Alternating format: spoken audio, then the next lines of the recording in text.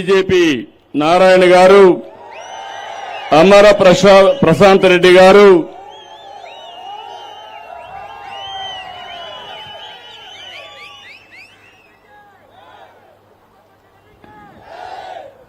அனைவருக்கும் வணக்கம்.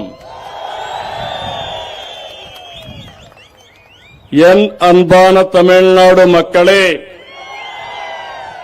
உங்களுடன் என் பிறந்தவாளில் இங்கே இருப்பது ரொம்பவே சந்தோஷ். மாற்றத்தை கொண்டு பெற வேண்டும் என்ற ஆர்வம் உங்களிடம் தெரிகிறது. கவலை படாதீங்க. இன்னும் 15th days மட்டும்தான். ఈనాడు ఇక్కడ రావడం మీ అభిమానం చూస్తా ఉంటే ఆంధ్రప్రదేశ్ లో లేని అభిమానం ఈరోజు తమిళనాడులో నేను చూస్తున్నాను.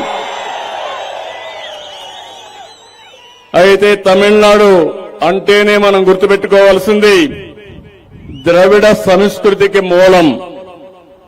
పల్లవ, చేర, చోళ, పాండ్య వంటి రాజవంశాలు పాలించిన గొప్ప చరిత్ర కల నేలది. ఇక్కడ ఆచారాలు, అలవాట్లు అందరికీ ప్రత్యేకం. తమిళం అంటేనే అత్యంత ప్రాచీన భాష.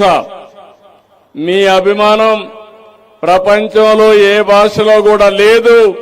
ఇక్కడ తెలుగు వాళ్ళు కూడా తమిళ్లోనే మాట్లాడతారు. అది విశిష్టత.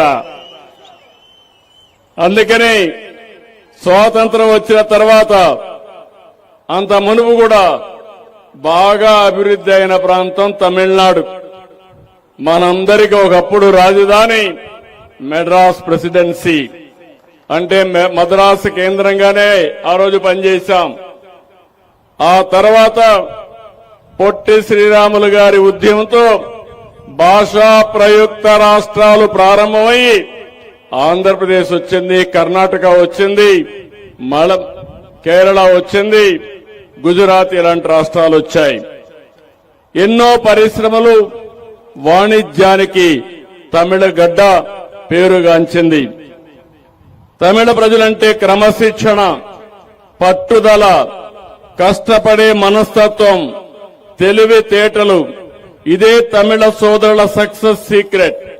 ఏ రంగంలో అయినా రాణించే శక్తి తమిళులకుంది. ఇది మనస్ఫూర్తిగా అభినందనలు, ధన్యవాదాలు.